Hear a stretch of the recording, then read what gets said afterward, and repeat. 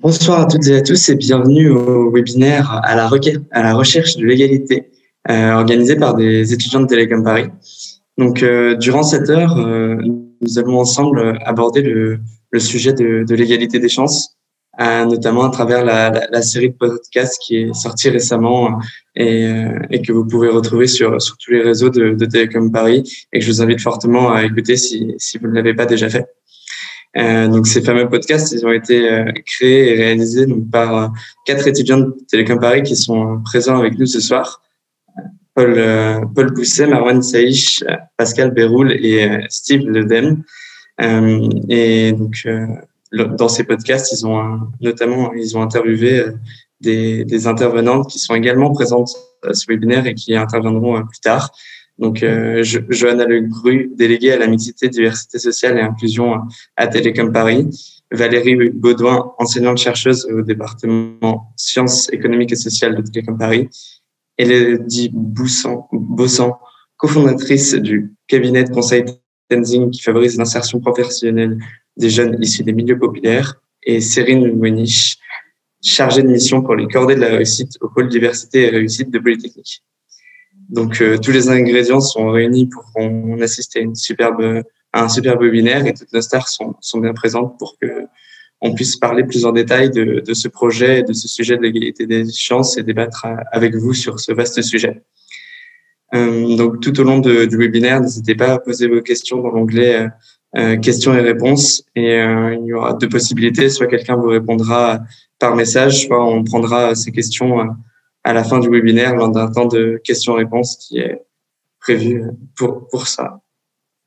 Donc, je vais tout d'abord commencer en laissant la parole à Johanna qui va nous expliquer ce qui se passe au niveau de l'école, au sein de l'école, autour de toutes ces questions d'égalité des chances. Donc, je te laisse. Merci Quentin. Johanna. Merci beaucoup Quentin, merci à toutes et tous qui êtes venus. C'est vraiment, ça nous fait bien plaisir. Voilà, on est très fiers que ce webinaire puisse avoir lieu organisé, complètement créé par les étudiants de Télécom Paris après qu'ils aient réalisé ces podcasts. Donc très rapidement, je ne vais pas rentrer dans les détails, la délégation diversité, elle a été créée à Télécom Paris en novembre 2019, à l'époque à cheval avec l'ENSTA Paris et après depuis janvier à 100%. Elle a été intégrée à un pôle qui s'appelle le pôle transition sociale et écologique depuis début 2020, puisqu'on a décidé de lier les 2 sujets des transitions. Qu'est-ce qu'il y a dans la diversité à Télécom Paris ? Il y a le sujet de l'égalité femmes-hommes, le sujet du handicap et le sujet de l'ouverture sociale dont on va traiter aujourd'hui et qui est le terme utilisé, on va dire, dans l'écosystème de l'égalité des chances pour traiter de ces questions de diversité sociale. Donc, le sujet de l'ouverture sociale, de l'égalité des chances, c'est un sujet qui est fondamental pour la France.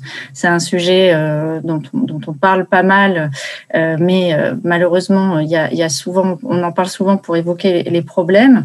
C'est un sujet qui est d'autant plus fondamental et qui prend une dimension particulière dans une grande école comme la nôtre, puisque c'est une grande école publique et qui est censée être exemplaire en matière de méritocratie républicaine. Donc, on pourrait espérer et penser que dans notre école, on retrouve une représentation de toute la société française comme cela pourrait paraître logique.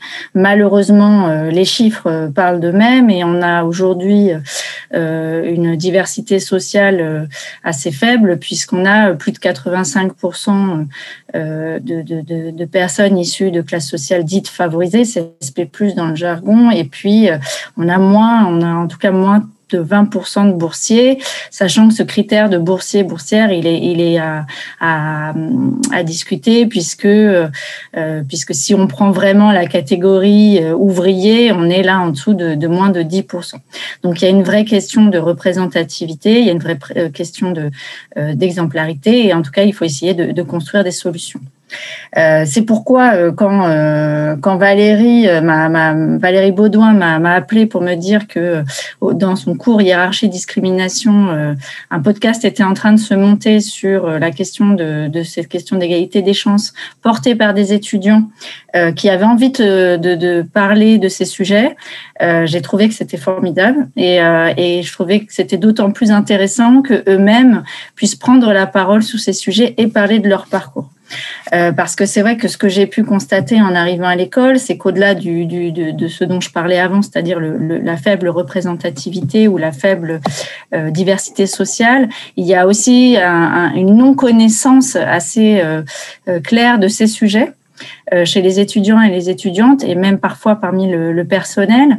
Et donc, il y a un vrai besoin de comprendre, d'être sensibilisé, d'intégrer ces notions pour des étudiants et des étudiantes qui vont devenir des futurs managers ou des enseignants ou des chercheurs, chercheuses, mais en tout cas qui auront des postes où ils seront amenés à prendre des décisions, à interagir avec des équipes.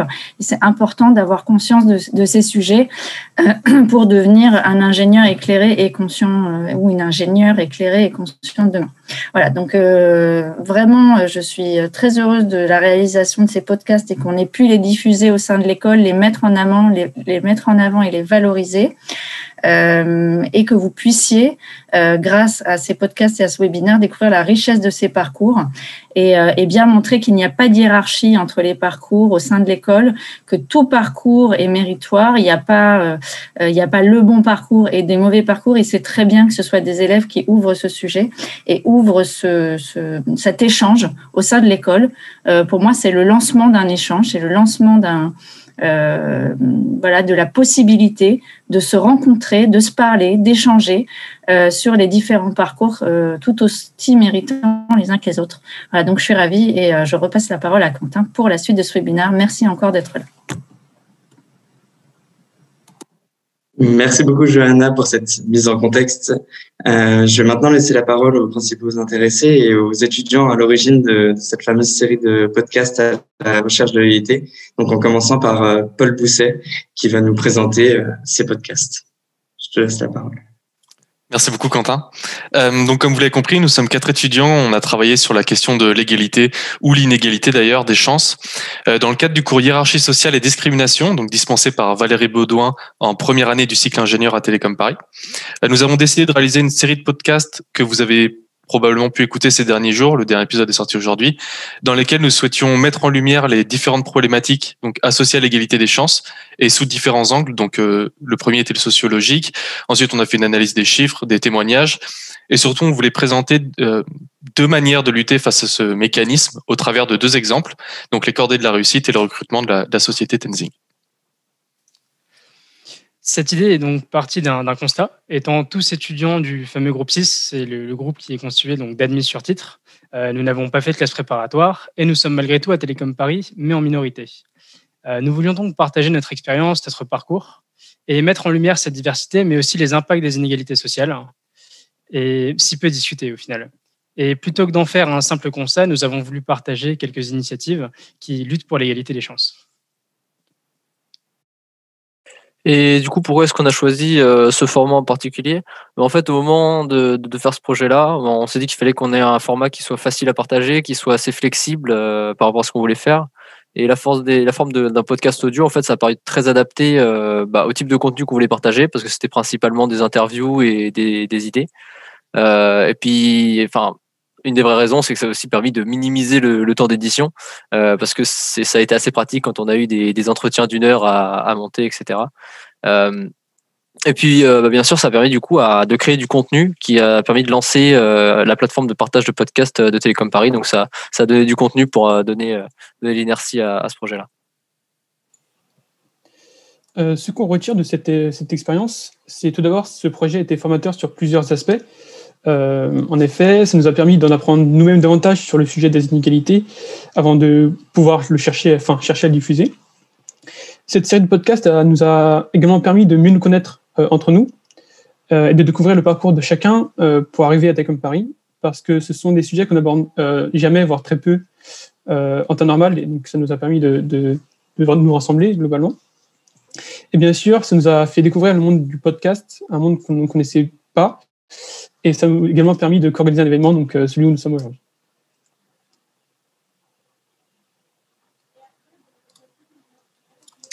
Merci beaucoup du coup à vous trois d'avoir complété la présentation de nos podcasts. Donc comme on l'a dit, ils ont été réalisés dans le cadre d'un cours de SES que nous avons eu en première année du cycle ingénieur à Télécom Paris. Donc cours qui était dispensé par Madame Valérie Baudouin que nous avons la chance d'avoir avec nous pour ce webinaire ce soir. Donc bonsoir Madame Baudouin, nous avons préparé non pas une mais bien deux questions qui vous sont adressées et qui permettront, je l'espère, de bien comprendre le contexte donc autour de ce cours et également d'éclaircir quelques points autour de l'égalité des chances. Donc tout d'abord, la première question, elle est simple. Donc c'est pourquoi avoir mis en place ce cours à Télécom Paris. Et la deuxième, qui est peut-être plus technique. Donc comme on l'a dit dans les podcasts, Durkheim puis Bourdieu ont travaillé sur ce phénomène de reproduction sociale. Le premier accusant le mécanisme d'héritage d'en être à l'origine. Et donc selon vous, dans quelle mesure la reproduction sociale est-elle encore d'actualité aujourd'hui ? Donc, bonjour à toutes et à tous et merci à vous.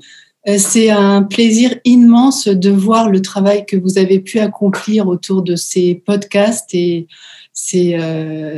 jamais j'aurais pu imaginer que des élèves puissent faire un travail aussi abouti dans un cours qui était tout petit. Alors, avec Alain Bognol, on a été nommé en 2019 référent égalité femmes-hommes pour Télécom Paris et notre mission, c'est de veiller à réduire les discriminations et plus globalement à éviter que à lutter contre toutes les formes de discrimination et à veiller à ce qu'il y ait plus d'égalité au sein de l'école. Donc, notre spécialité, c'est la question homme-femme, mais on se préoccupait des autres et on travaille étroitement avec Johanna Legru, avec le pôle REC pour que collectivement, on aille vers plus d'égalité. Et puis, comme je suis professeure de sociologie à l'école, je me suis dit, mais c'était l'occasion aussi de mettre en place un cours sur ces questions-là. Alors, ce cours, il s'inscrit dans un cours plus général qui s'appelle Technologie et Société, que porte Benjamin Lovelock. Et ce TD-là ne concernait que 30 élèves. Et l'objectif du cours, c'était donc d'étudier à la fois les formes de hiérarchie, les formes de discrimination, mais aussi les mobilisations qui sont mises en place pour faire changer les choses. Parce que si on se limite à observer tout ce qui ne va pas, c'est assez déprimant. Voilà. Et donc, ce cours ne s'adressait qu'à une toute petite partie de la promo. Et ce que j'avais proposé, c'est que chaque groupe d'élèves chaque groupe d'élèves s'est emparé d'un sujet particulier lié au sexisme, au racisme, aux inégalités sociales. Et j'avais vraiment insisté pour que chacun choisisse une forme qui permette d'avoir une diffusion beaucoup plus large qu'au sein même du groupe et que toute l'école, enfin en tout cas le plus d'élèves possible, puissent découvrir le travail. Et donc Marouane, Pascal, Paul et Steve ont proposé de faire un podcast et ont proposé de travailler sur l'égalité des chances et c'était une chance inouïe. Et puis ensuite, c'est Johanna Legru qui a repris en main tout ce travail pour aboutir à quelque chose de très professionnel et de tout à fait passionnant. Moi, j'ai adoré écouter les 4 podcasts. Vous avez tous eu des expériences passionnantes. Vous avez interviewé des personnes qui sont là maintenant, qui font des choses vraiment formidables pour que ça bouge. Voilà. Alors, je voudrais pas plomber l'ambiance trop longtemps en vous racontant l'état des recherches en sciences sociales sur la reproduction sociale parce que malheureusement, ça va pas dans le bon sens. Donc, en 1964, quand Bourdieu et Passeron ont écrit Les Héritiers, ils ont montré que effectivement, ceux qui accédaient les bons élèves venaient principalement des classes les plus favorisées et que c'était eux qui étaient les plus facilement sélectionnés pour les études supérieures et qui obtenaient les positions sociales les plus élevées. Donc en fait, l'école qui était pensée comme un outil d'émancipation qui devait permettre à chacun d'accéder à la meilleure position, se révélait être un outil de la reproduction sociale. Les élites se reproduisaient à travers le système scolaire. Et 25 ans plus tard, les travaux actuels vont dans le même sens et ont plutôt tendance à dire que la situation s'aggrave. sans doute, enfin pas sans doute, c'est parce qu'on est déjà dans une situation économique beaucoup plus difficile. Dans les années 60, on pouvait, enfin la croissance économique, les transformations sociales étaient telles qu'il y avait effectivement, les nouvelles générations étaient dans des situations sociales souvent plus favorables que leurs parents. Et aujourd'hui, l'évolution de nos sociétés, l'aggravation des inégalités qui est mesurée par plein de choses, fait que finalement, c'est plus difficile qu'avant de progresser socialement, et on observe plutôt des situations par exemple, Louis Chauvel parle de générations sacrifiées pour les jeunes générations par rapport aux générations précédentes. Voilà, donc on le sait, ça va pas vraiment dans le bon sens, mais c'est pas pour ça qu'il faut renoncer à mettre en place des dispositifs, à essayer de faire bouger les choses. Et c'est vrai qu'une des manières aussi de lutter contre ça, c'est d'élargir le recrutement dans les grandes écoles pour qu'on n'ait pas cette opposition si forte entre des écoles auxquelles accèdent par les concours des personnes qui sont déjà très familières du dispositif, donc des enfants de diplômés des écoles supérieures, et que ça soit ouvert à des populations qui sont plus éloignées par leur formation, par l'habitus de leur famille des grandes écoles. Et puis, il y a aussi un axe très important qui est proposé par les chercheurs pour faire évoluer les choses, c'est de sortir de ce modèle où on pense que le diplôme qu'on obtient à 20 ans, en gros, c'est quelque chose qui va nous suivre tout au long de la vie. Et par exemple, avoir des personnes qui, à 50, 60 ans, se présentent en disant « je suis diplômée de telle école, de telle promotion », c'est un vrai problème parce que c'est pas ce qu'on a été à 20 ans qui détermine ce qu'on va faire tout au long de la vie. Et donc, il y a des possibilités de construction de nouvelles trajectoires, etc. Voilà, donc c'était le plan en termes sociologiques sur l'état de la reproduction sociale. Il ne va pas tout à fait dans le bon sens en ce moment, mais ça n'empêche pas qu'il y ait encore des trajectoires de transclasse, comme on dit, et des possibilités de changement, et ça ne nous empêche pas surtout de mettre en place et d'expérimenter plein de choses pour que ça aille, qu'on essaye de réduire ces effets de reproduction. Voilà. Pour pas aller trop loin, pour pas trop plomber l'ambiance avec des chiffres déprimants. Merci Valérie de nous avoir proposé tous ces éléments de réponse et ces pistes de recherche. C'est maintenant au tour d'Élodie de prendre la parole. Donc, Élodie, je vais bien sûr te laisser te présenter rapidement et nous rappeler ce qu'est Tenzing. Et voici les questions que nous avons prévues pour toi. Ok. Lors de ton interview, tu as mis en avant l'ambition de Tenzing d'essaimer son modèle auprès des clients pour avoir un effet de levier plus important, engager les entreprises à adopter ce type de démarche, sans faire du diplôme un unique point d'entrée. Et on aimerait savoir si cela a été chose facile, si vous avez été confronté à des refus, et surtout si vous avez des feedbacks vis-à-vis de cette démarche. Oui, alors bonsoir Marwan et bonsoir à tous.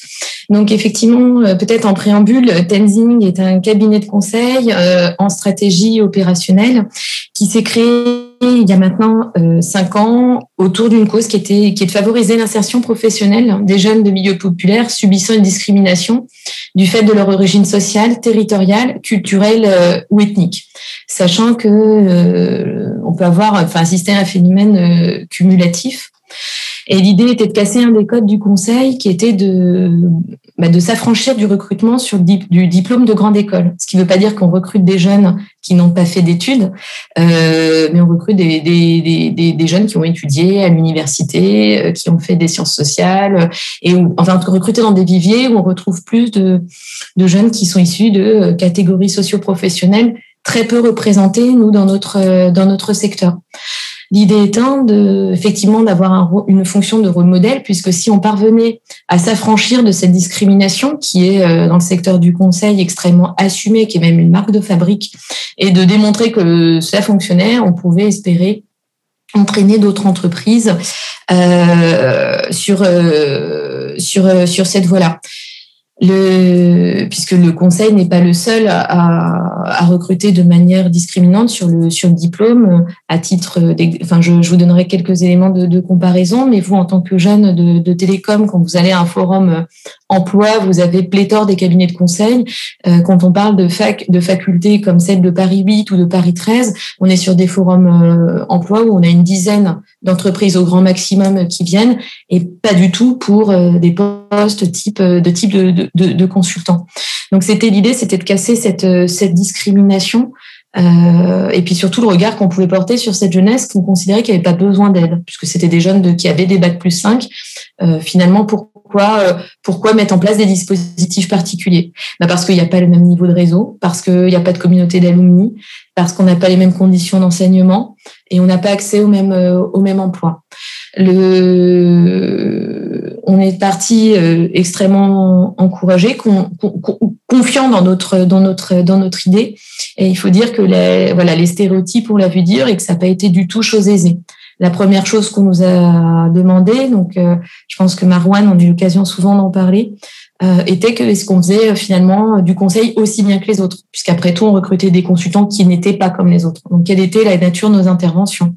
On nous a demandé qu'est-ce que c'était que ces jeunes issus de la diversité. Mais finalement, la diversité, c'est vous, c'est moi, c'est nous tous. Mais quand on parle de diversité, on sait très bien qu'on parle de population discriminée, donc qui se caractérise par l'absence de plein de choses et renvoyée toujours à une forme de différence, mais laquelle?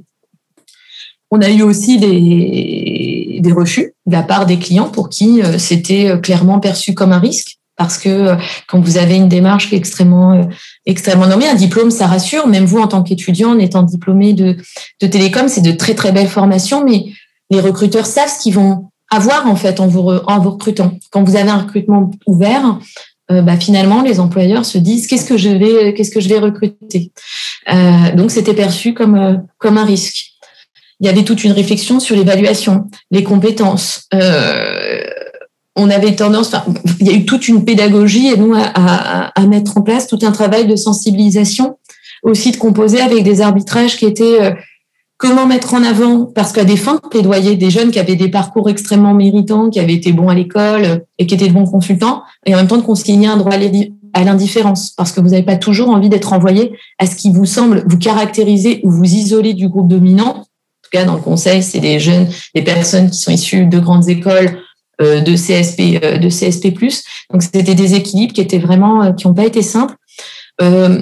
Aujourd'hui, on peut dire que ça fonctionne. Tenzing, c'est un cabinet qui est en succès. On est plus de 40 collaborateurs.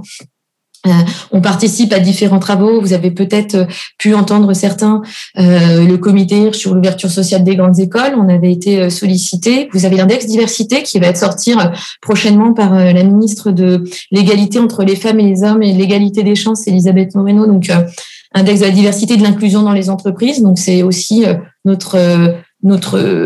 réflexions, nos travaux qui nous ont permis d'être sollicités, en espérant, là encore, entraîner d'autres entreprises sur cette voie. Mais néanmoins, la route est extrêmement longue parce qu'il y a le poids des stéréotypes. Vous devez aussi décomposer des processus qui s'opposent à la diversité, à la mixité. C'est de promouvoir une approche qui ne serait pas que en silo.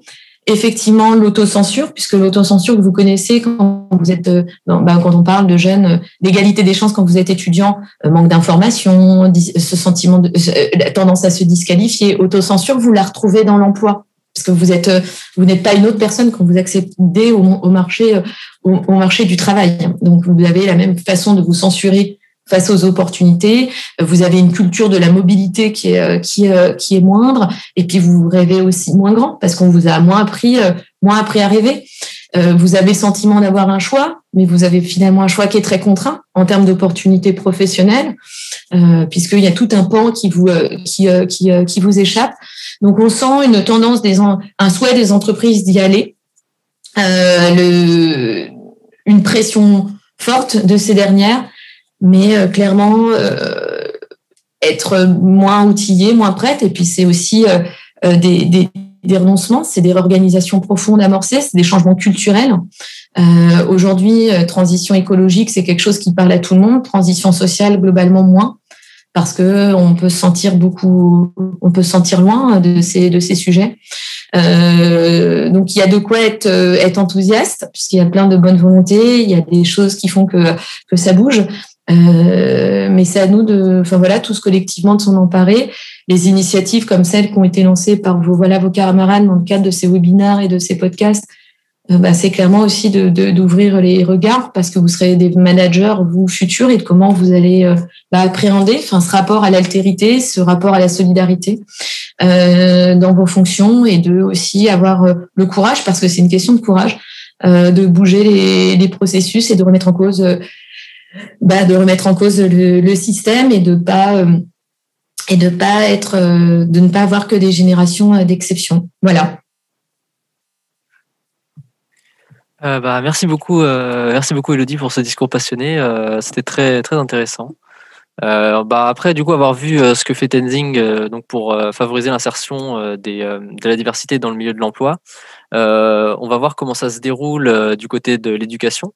Donc avec le programme des cordées de la réussite, qui charge du coup à favoriser l'insertion des étudiants des milieux défavorisés et leur donner accès aux grandes écoles. Avec donc Cérine Wenich, vous avez sûrement déjà entendu dans les podcasts si vous les avez écoutés. Bonjour Cérine. Bonsoir. Les questions avec lesquelles on voudrait orienter ce débat sont les suivantes. Est-ce que déjà tu pourrais nous résumer rapidement ton rôle au sein de l'école polytechnique et ce que tu fais dans les cordées de la réussite pour ceux qui n'ont pas vu les podcasts. Et puis ensuite, ce qui nous intéresserait, c'est d'avoir des petites anecdotes, des choses concrètes pour comprendre comment ça fonctionne exactement jour après jour dans le programme des cordées, et peut-être des souvenirs que tu as au contact des étudiants. Et pour finir sur une note moins sympa, on sait tous que la pandémie, ça fait beaucoup de mal aux étudiants dans ces milieux-là. Et du coup, savoir comment a réagi les cordées pour adapter son processus par rapport à ça. Je laisse la parole. Merci beaucoup, Pascal. Je voulais quand même démarrer pour remercier les étudiants de Télécom Paris de m'avoir sollicité pour faire ce podcast. J'ai personnellement passé un très bon moment et bravo au travail que vous avez fait. Je les ai aussi tous écoutés et ils sont vraiment super. Et bravo à tous pour ce travail effectué.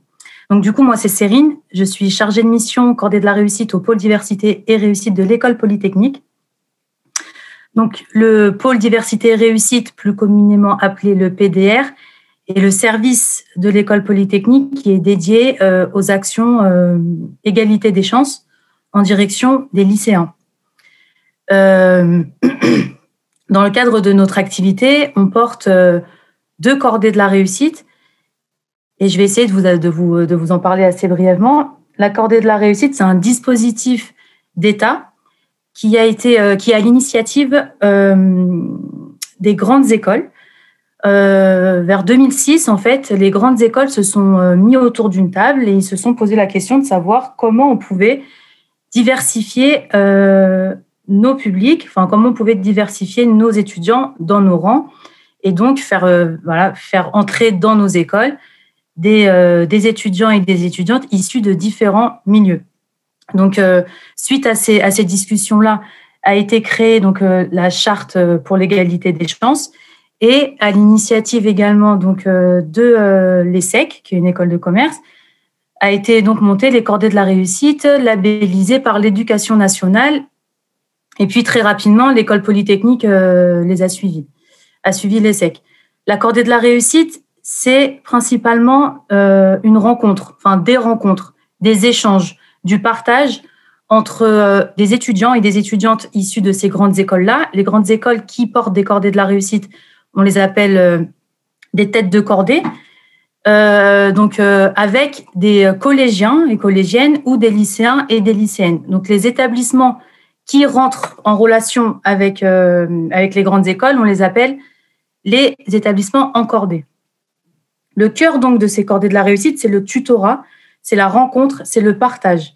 L'idée, c'est vraiment d'aller chercher des talents dans les quartiers les plus éloignés des milieux des milieux qui sont principalement représentés dans les grandes écoles. aller vers les quartiers, on va dire populaires, aller chercher les talents, pour qu'ils puissent travailler avec les étudiants sur l'autocensure et surtout sur la confiance en soi. Et notre rôle, c'est de leur donner de l'information sur qu'est-ce qu'une grande école, qu'est-ce que des études. En fait, avant même de parler de grande école d'ailleurs, mais quels sont les chemins pour faire des études supérieures, des études ambitieuses, parce que nous, on croit en nos jeunes, on sait que les jeunes sont ambitieux, on sait que les jeunes, ils ont envie, mais les personnes avec lesquelles on travaille, les lycéens, les lycéennes, et aujourd'hui les collégiens et les collégiennes avec lesquels on travaille, c'est pas des jeunes qui manquent d'ambition du tout, c'est des jeunes qui n'ont pas justement autour d'eux le réseau nécessaire, qui n'ont pas forcément accès aux mêmes choses que d'autres jeunes. Et du coup, nous, notre travail, c'est de leur donner l'information. Et c'est là qu'on intervient. L'information sur quoi, du coup ? L'information sur tout ce qui est lié à la découverte de l'enseignement supérieur, tout ce qui est lié à l'orientation et apporter également des aspects qui sont plus autour de la culture générale. Donc, culture générale, donc tout ce qui est ouverture culturelle. Et comme moi, je travaille dans une école d'ingénieurs, donc la richesse que nous, on peut apporter auprès de notre public, c'est tout ce qui est lié aux sciences. Donc, évidemment, on va plus développer des activités et des actions autour des sciences. Mais il n'y a pas que ça, évidemment. Il y a plein d'autres choses aussi qu'on peut faire découvrir à nos jeunes. Donc, le tutorat, il a lieu dans différents territoires en Île-de-France et on s'appuie énormément sur les élèves polytechniciens qui, comme vous le savez peut-être, sont chaque année affectés dans le cadre de leur formation humaine, soit dans des stages civils, soit dans des stages militaires. Nous, on travaille directement avec les jeunes qui sont en stage civil, mais peut-être que là, je rentre un peu trop dans les détails. Mais ce qui est super important de préciser, c'est que la cordée de la réussite se repose essentiellement sur justement ces étudiants et étudiantes qui donnent de leur temps, qui ont pu, eux, bénéficier de bagages culturels, de bagages intellectuels, etc., et qui, aujourd'hui, veulent donner ce qu'on leur a à eux-mêmes donné. Donc, globalement, c'est ça la cordée de la réussite. Ensuite, on m'a demandé une anecdote ou un de mes meilleurs souvenirs dans le cadre des activités qu'on peut mener. Du coup, moi, je me souviens que l'année dernière, ça n'a pas été forcément une année très facile suite au Covid. On a dû complètement changer nos manières de pratiquer, nos manières de faire du tutorat. On a dû proposer, il fallait qu'on réfléchisse en fait sur comment continuer de proposer de la cordée de la réussite, du tutorat et maintenir ce lien et ce contact avec les étudiants et les lycéens de manière aussi qualitative que s'ils étaient en présentiel. Et ça a été vraiment un moment où il a complètement fallu s'adapter et réagir dans l'urgence. Et l'un des meilleurs souvenirs que j'ai pu vivre ces derniers mois, c'est au moment, en mars 2020, au moment où le monde s'est arrêté, on a lancé un appel à volontaires auprès des étudiants. Et je ne parle pas que des élèves polytechniciens pour le coup, là, je parle vraiment des étudiants de l'IP Paris. Il y avait l'ENSTA qui a répondu présent, l'ENSAE, il y a aussi des élèves de Télécom Paris. Donc, on a lancé cet appel à volontaires auprès de nos étudiants de l'IP Paris. Et plus de 700 étudiants se sont manifestés pour aider nos jeunes, pour aider les lycéens et les lycéennes au moment où ils avaient le plus besoin de nous. Et cet engouement, cet enthousiasme, cette solidarité en fait qui s'est créée à ce moment-là, pour moi c'est un très très beau souvenir parce qu'en fait c'est là que je me suis dit mais c'est hyper important ce qu'on fait. Je me suis sentie très utile et surtout je me suis dit que sans les étudiants et les étudiantes, évidemment on peut pas faire notre travail parce que c'est au cœur de notre métier. Et il y a aussi une deuxième chose, qui m'a paru assez importante tout au long de l'année dernière suite à la pandémie, c'est que du coup cette situation elle s'est pérennisée. On pensait que ça allait s'améliorer, mais finalement non. Donc on a dû innover au fur et à mesure que l'année à avancer et on ne pouvait pas non plus complètement arrêter nos actions. Et du coup, en juillet dernier, on a monté le X-Science Camp at Home et on a eu 30 élèves de Télécom Paris en stage chez nous qui ont participé qui ont encadré et qui ont participé avec nous à cette action. Une action qui était totalement en ligne, qui a duré 1 mois et c'était nouveau pour tout le monde. C'était nouveau pour nous qui devions l'organiser, le penser, etc. Et c'était aussi nouveau pour les lycéens. Et encore une fois, c'était un moment de fédération, un moment de partage, pas seulement donc avec des élèves polytechniciens, mais avec tous les étudiants à l'échelle d'IP Paris. Et moi, c'est ça que je retiens beaucoup. C'est ça qui fait que j'aime énormément ce que je fais et à quel point cette question d'égalité des chances et ce que représente la cordée de la réussite, pour moi, c'est essentiel. C'est ces étudiants qui sont toujours volontaires, sont toujours partants pour travailler avec nous. Et la preuve en est que, donc parmi vous, là, parmi les conférenciers, il y en a qui interviennent encore dans le cadre de nos actions pour venir parler de leur parcours, pour venir échanger avec nos jeunes. Et j'apprécie et je trouve ça essentiel, en fait. Je trouve ça essentiel d'avoir créé ce lien, en fait, avec les étudiants, parce que c'est les étudiants qui sont pour nous les mieux placés pour parler justement de ces questions-là. Donc, voilà, c'était un peu les deux grands temps forts que j'ai pu retenir sur cette année qui a été assez particulière vu le contexte actuel. Merci beaucoup, Céline, pour ce témoignage et pour ton expertise.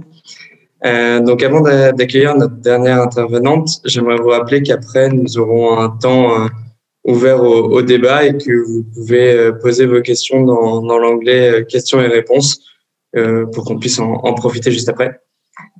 Donc, comme dernière intervenante, c'est un peu une intervenante surprise, une petite surprise, pas trop annoncée. Donc, je vais laisser la parole à une étudiante de Télécom Paris qui a un parcours un peu atypique. Et donc, elle va nous raconter son histoire très inspirante. Donc, Nihal, la parole est à toi. Merci beaucoup, Quentin. Donc, bonjour à tous. Je m'appelle Nihal Maherzi et je suis étudiante en 2e année à Télécom Paris. Donc, aujourd'hui, je vais vous parler un peu de mon parcours qui m'a menée à l'école. Donc, avant d'être à Télécom Paris, j'ai fait une licence de physique à l'université puis à la Marie Curie. Donc, j'aimais beaucoup ma vie à l'université, mais en 3e année, j'ai commencé à me poser des questions sur mon parcours. Donc, même si j'étais bien classée dans l'université et que j'avais des bonnes notes, je me suis dit que je voulais faire autre chose que de la physique, que de la recherche dans la physique plus tard. Et j'ai commencé à m'intéresser un peu aux écoles d'ingénieurs.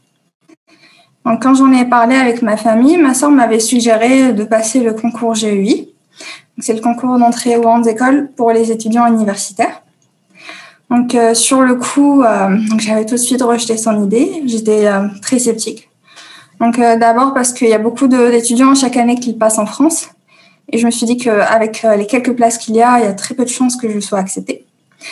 Mais aussi parce qu'à l'époque, je faisais mon Erasmus en Angleterre et qu'au niveau de logistique, ça allait être compliqué de revenir à chaque fois en France pour passer les examens et les entretiens. Donc, après ça, ma sœur n'arrêtait pas de m'en reparler. Et 2 jours avant la deadline, je me suis dit, bon, je ne perds rien à m'inscrire et à faire mon dossier. Finalement, c'est ce que j'ai fait. Et quelques jours plus tard, j'ai reçu la convocation pour l'examen écrit. Donc, j'étais très contente parce que c'est pas tout le monde qui a la chance d'être accepté pour passer les examens écrits. Donc, ils font d'abord une sélection en amont sur dossier. Mais à part ça, j'étais quand même un peu déçue parce que le jour de l'examen, c'était mon anniversaire et que j'avais déjà prévu de passer avec ma famille et mes amis. Mais finalement, j'ai inventé une excuse et j'ai dit aux personnes qui devaient assister à mon anniversaire que ce ne serait pas possible parce que j'avais quelque chose d'administratif à régler. Finalement, je l'ai décalé. Et donc, je suis partie, donc je suis rentrée en France et je suis partie passer l'examen. Donc, je n'avais dit à personne de mon entourage que je le passais. Enfin, je pense que c'est parce que j'avais un peu peur de devoir, donc dans le cas où j'échouais, de devoir voir le regard des autres personnes. Bon, après, je pense pas que ça aurait été si grave que ça. Mais à l'époque, c'est ce que je me disais. Donc, je suis partie et après 8 heures d'examen, j'étais soulagée. Donc, je me suis dit, bon, j'ai fait de mon mieux. Je ne sais pas si toutes mes réponses sont justes, enfin, probablement pas. Mais j'espérais quand même avoir un peu travaillé. Et donc, je suis retournée en Angleterre pour continuer mes études. Donc, après ça, quelques jours plus tard, je reçois un email en me disant que j'étais admissible à 5 des 6 écoles pour lesquelles j'avais postulé. Donc, j'étais vraiment très contente parce qu'en étant admissible, donc on a une chance sur 2, une chance sur 3 d'être accepté dans les écoles. C'était pas donné à tout le monde. Donc là, je cours vers mon ordinateur pour réserver les places pour les entretiens oraux. Et là, grosse surprise. Donc, qu'est-ce que je vois ? Les dates des oraux pour toutes les écoles correspondaient à mes examens en Angleterre. Et c'était vraiment pas possible de passer en même temps. Donc, j'étais vraiment déçue. Et là, je me suis dit, bon, j'ai fait les démarches jusque-là, mais là, je n'y peux rien. Et finalement, j'ai laissé passer quelques jours et j'ai appelé ma mère pour discuter. Et finalement, je lui en ai parlé. Et après, elle avait insisté pour que j'envoie un mail à toutes les écoles pour expliquer ma situation et demander une autre date. Donc, à ma grande surprise, certaines écoles ont répondu. Donc, il y avait 3 écoles sur 5 qui m'ont proposé un autre créneau dans Télécom Paris. Donc là, j'ai changé mon billet d'avion et je suis rentrée rapidement en France pour passer les entretiens. Et je me rappelle en sortant de de l'entretien à Télécom Paris, d'avoir le sentiment de ne pas vraiment avoir réussi. Donc j'étais un peu triste, je me suis dit bon, c'est dommage que je ne puisse pas étudier ici. Et je me rappelle, à ce moment-là, j'avais vu des étudiants de l'école en train de discuter dans les couloirs de barreau. Et je me suis dit, ça serait bien quand même si je pouvais être acceptée. Ça a l'air très sympa comme école. Et je suis repartie chez moi. Et finalement, 2 semaines plus tard, je reçois un mail, on me dit, vous avez été acceptée à Télécom Paris. Donc, j'ai gardé le mail. J'ai encore gardé le mail et parfois, quand je retombe dessus, ça me fait repenser à toute cette histoire. Donc, voilà, c'est comme ça que je suis arrivée à l'école. Et donc 6 mois avant, je n'avais jamais entendu parler du concours GEI et je ne pensais même pas que ça allait être possible pour moi d'intégrer une grande école après une licence. Donc, si j'ai des conseils à donner aux personnes qui seraient dans la même situation que moi, c'est premièrement de ne pas s'auto-censurer parce qu'on n'a rien à essayer. Donc, il y a toujours des chances qu'on puisse réussir. Et en deuxième place aussi, de parler avec d'autres personnes de son entourage, des gens qui ont des expériences différentes pour justement avoir leur avis, vu qu'ils ont un recul différent par rapport au nôtre.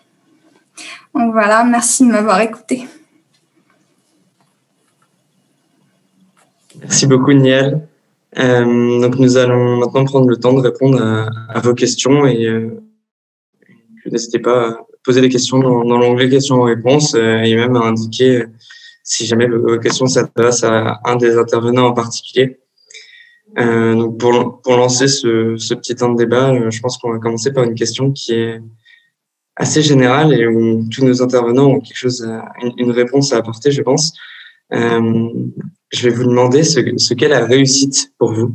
C'est un sujet, une question assez abstraite et je pense que ce serait intéressant d'avoir vos réponses. Je ne sais pas si quelqu'un veut commencer ou sinon. Johanna, j'ai vu que tu avais allumé ta caméra. Tu peux peut-être donner ta réponse.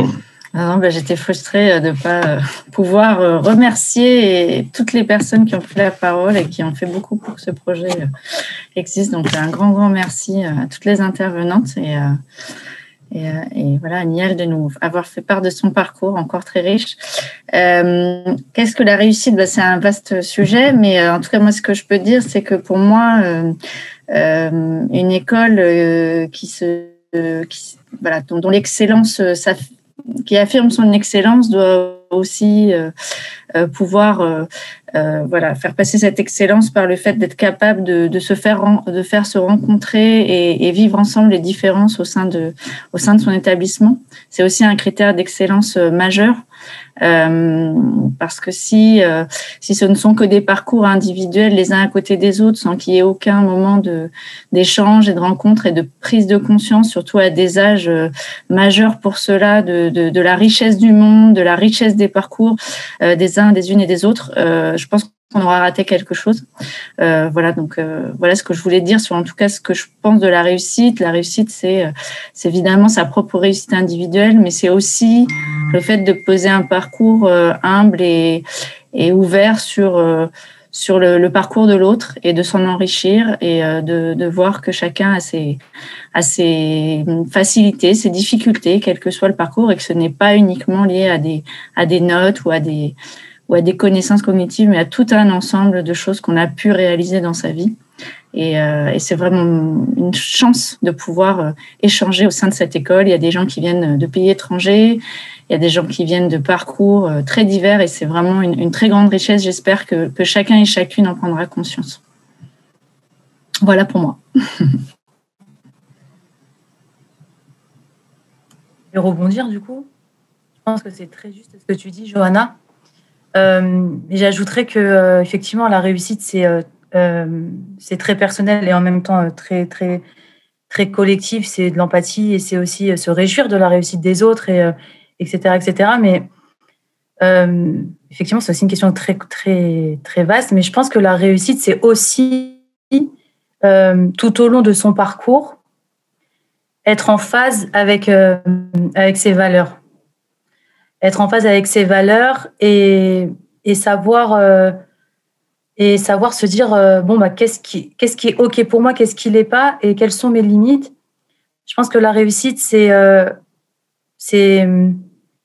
avancer en n'écrasant pas les autres déjà et dans la mesure du possible emmener les autres avec nous et c'est aussi à un moment donné pas avoir de regrets, ne pas se comparer, quelque chose qui nous convient à nous en fait aussi, qui nous convient à nous, qui convient à la vie qu'on a envie de comment on se projette, à la vie qu'on a envie de mener et rester soi-même. Je pense que c'est important, quels que soient les objectifs, quelles que soient les ambitions qu'on se donne, c'est de rester toujours soi-même dans toutes circonstances. Donc la réussite, c'est aussi ça pour moi.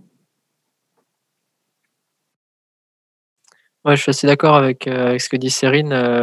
On peut très bien réussir sans, par exemple, la grande école, c'est pas le seul chemin qui permet de mener à la réussite. Hein. La réussite, ça peut être devenir coiffeur parce que c'était son rêve.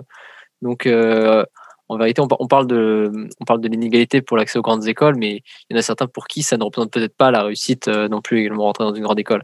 On peut être quelqu'un d'un milieu favorisé, se retrouver en école d'ingénieur et puis finalement ne pas y être content du tout et c'est pas une réussite. Donc l'inverse existe également, quoi. Je voulais juste souligner ça.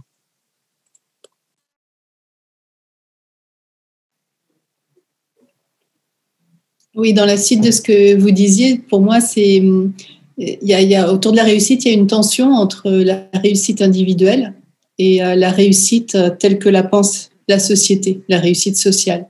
Et quand on est en grande école, en particulier, il y a une pression sociale très forte par le milieu qui est très lourde à porter quand on est étudiant parce qu'il faut faire une belle carrière, avoir un beau salaire, etc. Et moi, j'ai envie d'insister sur le contraire. Ce qui est important, c'est de travailler la question de la motivation et de qu'est-ce qui vous fait vibrer, qu'est-ce qui a du sens pour vous, enfin, qu'est-ce qui compte vraiment. Et finalement, arriver à se détacher de cette pression qui est portée par les écoles en particulier. Et qui est pas adapté à tout le monde et pas facile pour tout le monde. Donc, il faut retrouver de la liberté. Enfin, je dirais que pour les élèves qui sont en grande école, il faut arriver à retrouver de la liberté par rapport à ça. Et il y a beaucoup d'élèves qui ont fait des choix en sortant, en se disant finalement, c'est pas ça qui me plaisait, je préfère repartir sur une autre voie et qui ont pris cette liberté-là. Et je pense que c'est vraiment très important. Voilà, donc ne pas oublier d'écouter sa motivation parce que c'est ça qui nous fait vibrer dans la vie et c'est ça qui nous fait avancer. Merci à tous. Donc, il y a quelques questions dans l'onglet questions-réponses que je vais vous poser. Donc, tout d'abord, Jérémy qui nous demande s'il y a plus de maladies mentales chez l'élite ou est-ce que ces maladies sont également réparties dans toute la population, mais qu'elles sont seulement moins détectées dans les milieux plus défavorisés. Donc, peut-être que Johanna, je pense que tu seras la mieux placée. Je ne sais pas, je ne connais pas la réponse. Mais... Je n'ai pas la réponse directement à cette question en termes de statistiques, parce que si on s'adresse, si la question était statistique, je n'ai pas les chiffres. Après, je pense que tout dépend de l'environnement et ce qu'on disait tout à l'heure, c'est-à-dire que très souvent, ce qu'on peut observer, c'est que les difficultés naissent quand on est en décalage avec qui on est et avec ce qu'on veut faire de sa vie. Donc peut-être que c'est dans un milieu de grande école, ça va pas tellement dépendre, à mon avis, du milieu social, mais beaucoup de est-ce qu'on était là, est-ce qu'on est arrivé là pour des bonnes raisons, est-ce que finalement c'est vraiment ce qu'on voulait faire.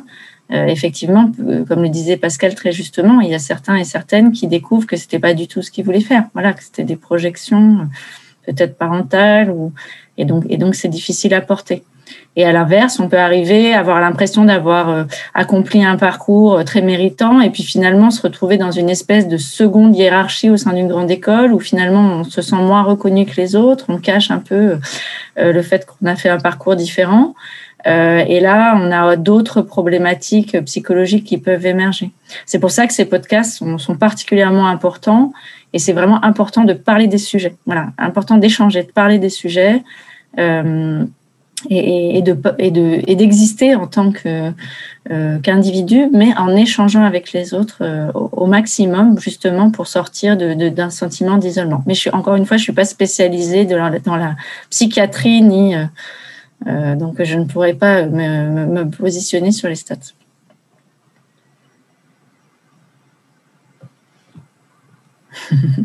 De rien, Jérémy. Une autre question de Agnès, cette fois-ci plutôt pour toi, Elodie, par rapport à Tenzing. Donc, bonsoir. Tenzing semble être en lien avec Welcome to the Jungle sur l'aspect recrutement de leurs activités. Comment se concrétise ce partenariat? Alors, on a Welcome to the Jungle, c'est un job board. Enfin, nous, on n'a pas d'activité particulière avec Welcome. Enfin, en tout cas, pas encore, puisqu'on devrait les accompagner prochainement sur un gros projet RH. Mais simplement, effectivement, on utilise cette plateforme pour nos recrutements. Voilà.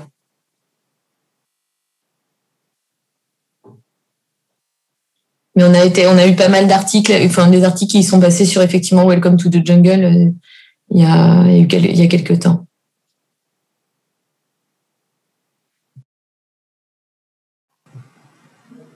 Merci. Alors, Sophie, je suis pas sûre qu'on ait je sais pas de quelle maladie parlait Jérémy dans sa question. Je pense qu'il pourra répondre dans le chat. Donc, il y a plus de questions dans l'onglet, donc n'hésitez pas si vous en avez encore. Ah si, Paul. On blâme souvent les inégalités sociales sur le système de classe prépa qui est trop élitiste ou trop cher dans le cas des prépas privés. Qu'en pensez-vous? Qu'est-ce que c'est les classes préparatoires qui sont le problème dans l'histoire?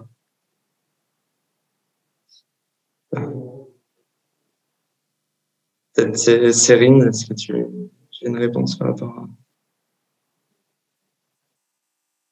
Ou Valérie, je ne vais pas te... Juste très vite, c'est quand même dans les grandes écoles qu'on a un recrutement très, très inégal par rapport à l'université.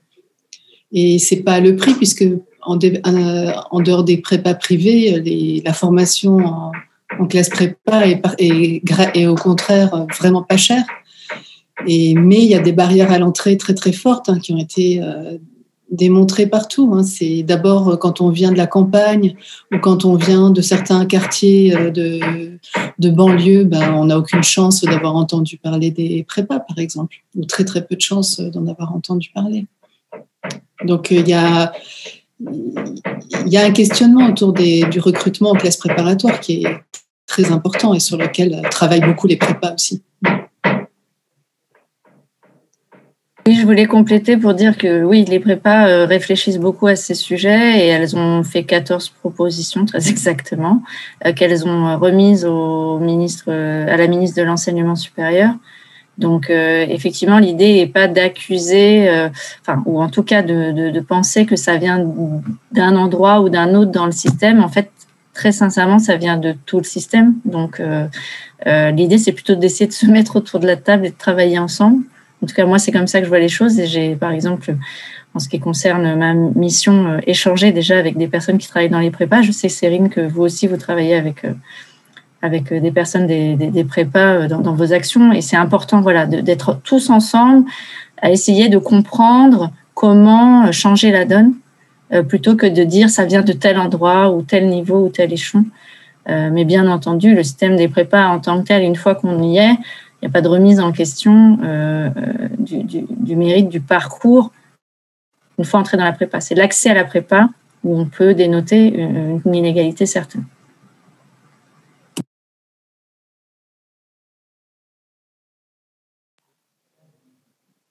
Merci. Bertrand qui lui pose une question sur le chat, et je pense que celle-ci, elle sera pour toi, Cérine, par rapport au cordée de la réussite. À qui le dispositif profite-t-il le plus, aux étudiants d'IP Paris ou aux élèves accompagnés? Alors, c'est un dispositif, on va dire, donnant-donnant et gagnant-gagnant plutôt.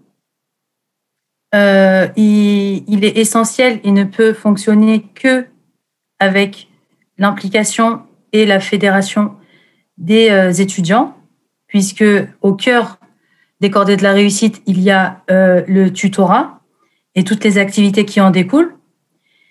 Et il bénéficie bien évidemment aux élèves qu'on accompagne, puisqu'on va aller les chercher là où on les attend pas en fait. On va aller les chercher. On les accompagne tout au long de leur parcours scolaire, de l'entrée au lycée et voire même plus en amont dès le collège. Et au fur et à mesure, j'ai l'habitude de dire qu'au fur et à mesure, on leur met des petites graines dans la tête, on leur donne des informations sur l'enseignement supérieur, on leur propose des actions type Science Camp et ils font assez régulièrement le tutorat avec les élèves, en l'occurrence polytechniciens. Donc, le dispositif cordée de la réussite, il peut pas fonctionner et il peut pas avoir le succès qu'il a aujourd'hui, en tout cas l'impact qu'il a aujourd'hui sans le concours des étudiants. Et c'est pour ça que j'ai trouvé que c'était très important de centrer mon discours justement sur l'implication des étudiants dans les grandes écoles. Mais évidemment, il est bénéfique aussi pour les jeunes. On avait fait une étude d'impact il y a aujourd'hui 2 ans. Quel est donc l'impact? On avait posé la question à nos anciens bénéficiaires en leur demandant que sont-ils devenus. Et en termes de progression, aller dans l'échelle sociale, etc., parmi nos bénéficiaires, 84% d'entre eux ont fait un bac+5 et 92% d'entre eux occupent aujourd'hui un poste à responsabilité. Ils ont tous globalement aujourd'hui une position sociale supérieure à celle de leurs parents. Ils fréquentent beaucoup plus régulièrement, on va dire, les structures culturelles classiques, donc le théâtre, parce que ça va pas de soi pour tout le monde d'aller au théâtre régulièrement. Ils ont pu développer un réseau avec des étudiants, garder contact avec leurs tuteurs et également construire un réseau d'alumni, parce qu'aujourd'hui, aujourd'hui, nos bénéficiaires, ils ont créé une vraie communauté. Nous, dans nos actions, on fait intervenir les étudiants pour qu'ils viennent parler de leur parcours, mais on fait aussi intervenir les anciens bénéficiaires pour qu'ils expliquent en fait l'impact que ça a eu. On se porte les uns les autres. Et il y a fort longtemps, j'ai moi-même bénéficié du programme des cordées de la réussite. Et aujourd'hui, je suis quand même fière de dire que je le porte à l'échelle de l'école polytechnique. Et j'en suis donc, c'est très prétentieux ce que je vais dire, mais la preuve vivante que ça a un impact et que ça fonctionne. pourquoi ça fonctionne? Parce que moi, quand j'avais 16 ans, l'école polytechnique, je connaissais pas. Hein. L'école polytechnique, c'est à Palaiseau. Moi, j'habitais aux Ulysses. Et je connaissais absolument pas. Et rien que pour ça, c'est un bénéfice pour les lycéens de mettre un pied, mais vraiment physiquement, un pied dans une grande école. Rien que pour ça, c'est un bénéfice. Ensuite, leur faire se rencontrer des professionnels, parce que ça, j'en ai pas parlé. Dans le cadre des cordées de la réussite, l'idée, c'est de créer des déclics, c'est d'inspirer. Et du coup, on leur fait se rencontrer très régulièrement des professionnels issus de différents milieux.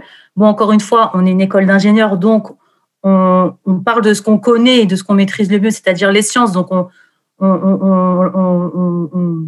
échange beaucoup avec des chercheurs, des chercheuses et puis des professionnels dans les sciences. Il y a ces rencontres-là avec les professionnels. Et ça, encore une fois, c'est un bénéfice, puisque quand on est lycéen issu de ces milieux-là, des professionnels, on n'a pas l'occasion de rencontrer tous les jours. Je ne sais pas vous comment se déroulent vos dîners de famille, mais moi, je sais qu'à l'époque, quand on allait me chercher dans mon lycée pour faire la cordée de la réussite, autour de la table, il n'y avait pas de scientifiques, il n'y avait pas de médecins, il n'y avait pas de. Et grâce aux cordées de la réussite, ils découvrent des métiers qu'ils allaient forcément pas découvrir. Enfin, en tout cas, qu'ils auraient découvert, mais beaucoup plus tard dans leur parcours. Donc, il y a beaucoup, beaucoup, beaucoup de choses qui sont bénéfiques pour nos jeunes qu'on accompagne aujourd'hui. Si même on réussit à leur mettre une petite graine dans la tête, qu'ils prennent conscience, qu'ils deviennent conscients de leur orientation, qu'ils deviennent conscients de prendre en main leur vie et faire leur choix, même s'ils vont en droit, il n'y a pas du tout de formations qui sont moins bien que les autres. Et comme disait Pascal, l'école d'ingénieur, c'est pas la voie royale. Hein. Si tu as envie d'aller en école d'ingénieur, tant mieux. Mais si tu fais ton choix en pleine conscience, et si c'est ça qu'on a réussi à leur donner une fois qu'ils ont quitté nos programmes, pour nous, c'est une réussite. Mais dans mon discours, j'ai appuyé sur l'implication des étudiants parce que la cordée de la réussite, elle n'existe pas si on n'a pas cette implication des étudiants. Et ça, c'est essentiel. Est-ce qu'on peut aussi ajouter que les élèves qui participent au cordée de la réussite, ensuite, ça leur ouvre l'esprit et quand ils seront eux-mêmes en entreprise, ce ne seront pas les mêmes, ils seront beaucoup plus sensibilisés à ces questions-là. Donc, c'est bien pour tout le monde, vraiment. Mais c'est ça, et d'une manière ou d'une autre, ça a un impact sur nos vies. Oui. Qu'on soit bénéficiaire ou qu'on soit un étudiant qui accorde de son temps pour justement échanger, parler avec ces jeunes. D'une manière ou d'une autre, ça a un impact.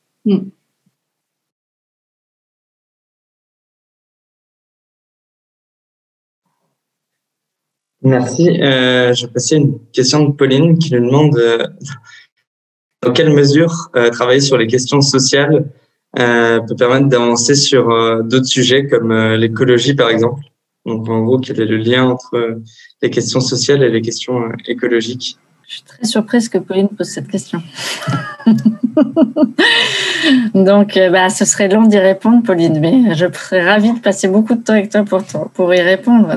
Non, c'est vrai qu'à l'école, je vais y répondre très rapidement puisqu'il y a d'autres questions et on arrive au bout du webinaire, mais c'est vrai qu'on s'est posé la question, hein, ça n'a pas été un choix, allez, on fait ça et puis c'est évident. On s'est posé la question de lier les deux sujets.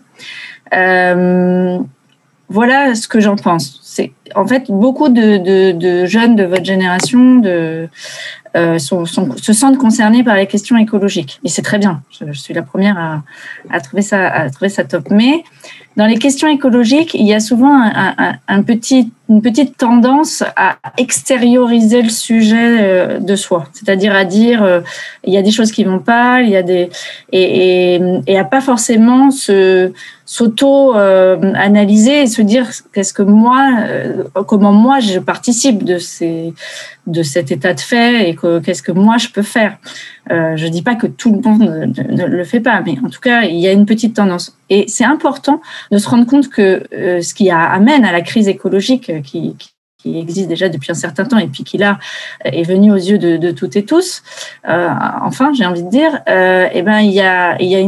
c'est important de se rendre compte que c'est aussi une manière d'être, des postures, un rapport à la vie, un rapport à la consommation, un rapport aux autres, un rapport à l'égalité, qui fait que parfois on peut avoir des attitudes de manque de respect par rapport à la nature et au système en général qui nous permet à toutes et tous d'être vivants. Voilà, donc c'est important d'intégrer ces sujets à soi et donc de comprendre quel rôle on joue en fait. Et chacun et chacune en a un rôle à jouer. Ou on joue un rôle, en tout cas, ça c'est certain. Donc, voilà pourquoi on a fait ce choix. Mais ce serait beaucoup plus long d'en débattre, mais en tout cas, je suis ravie, puisque je vois que le pôle MAD a adhéré à cette proposition, et je pense que, enfin, j'ai l'impression que vous n'en êtes pas déçus, et j'espère qu'on arrivera à prouver dans les faits qu'il y avait une logique à mettre ces deux sujets ensemble. Voilà. Merci, Johanna. Question de Laura maintenant. Pourquoi ne fait-on pas venir à l'école des intervenants du Big Five, donc le GAFAM, sur la meilleure réussite des organisations lorsque les équipes sont diverses? Donc, pour montrer que la diversité, c'est à la fois un avantage, c'est aussi un avantage économique en fait que donc peut-être en fait À moins que Laura veuille préciser sa question, mais bien sûr, c'est une très bonne idée et je la prends. L'idée aussi d'échanger avec des institutions d'échanger avec Tenzing comme on l'a fait sur ce webinaire, c'était aussi parce que il y a effectivement tout un mouvement qui se passe dans le monde économique et chez les entreprises, un mouvement de prise de conscience de ces sujets. Et évidemment qu'on doit travailler ensemble sur ces sujets et comprendre, avancer ensemble pour cette transformation nécessaire à toutes nos organisations. Mais Laura, bien sûr, et je serais ravie qu'on y réfléchisse ensemble. Je me rappelais juste d'une chose, c'est il y a 10 ans, McKinsey avait fait une étude passionnante où il montrait que les entreprises qui avaient au moins 3 femmes dans leur conseil d'administration étaient économiquement plus performantes que les entreprises qui n'en avaient pas. Et je suppose, Laura, qu'il y a peut-être eu la même chose faite par un cabinet de consultants sur la question de la diversité. Mais en tout cas, ce serait vraiment génial qu'une étude du même type soit faite.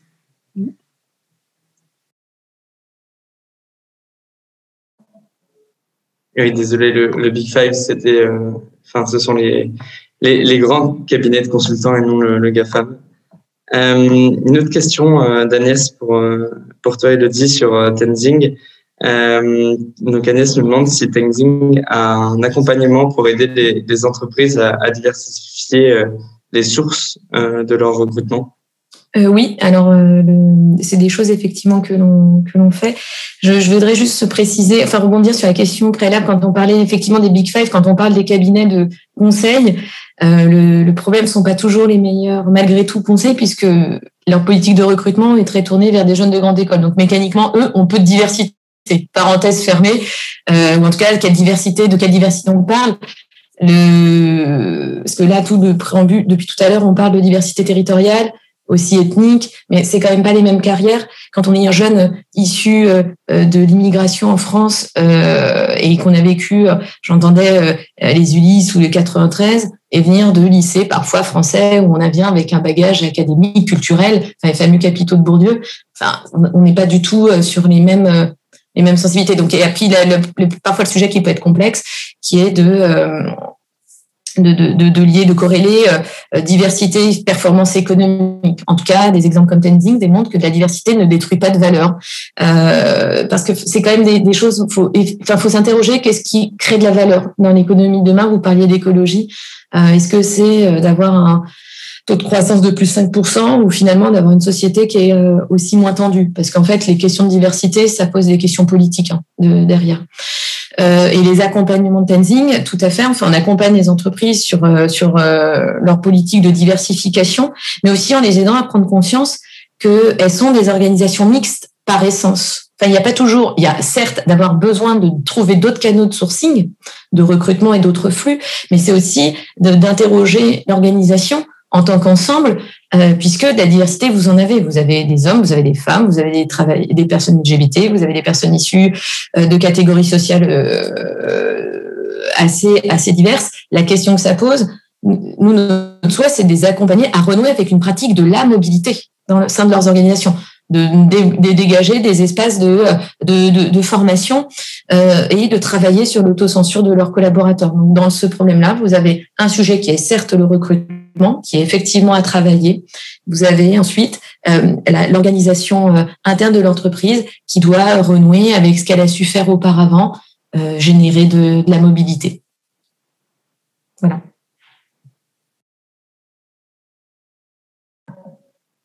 Merci beaucoup et je pense qu'on n'a plus de questions et qu'il est l'heure de clore ce webinaire. Donc, j'aimerais remercier tous les intervenants ainsi que tous les participants pour ce super webinaire qui, au passage, sera disponible. Il était enregistré, donc sera disponible pour le revoir ou pour le conseiller à des proches. Donc, merci beaucoup à vous tous. Merci à vous. Merci beaucoup. Merci Bonne beaucoup. soirée. Merci. Bravo encore pour les podcasts. Bonne soirée. Aussi très rapidement quand même pour remercier Jeanne Pignoli qu'on ne voit pas, Sayed Darmou aussi, et Sophie Buron ainsi que Quentin qui nous ont, mettez vos caméras, hein, profitez-en, qui nous ont quand même permis de réaliser ce projet, donc que ce soit dans la réalisation des podcasts, la mise en place du webinaire et tout ce qui s'est fait en fait en amont. Donc je pense que voilà, il faut penser à les remercier. Merci à vous. Bravo à toutes et toutes. Merci. Bonne soirée. Bonne soirée. Merci, bonne soirée. Bonne soirée. Merci à tous et toutes. Merci à tous.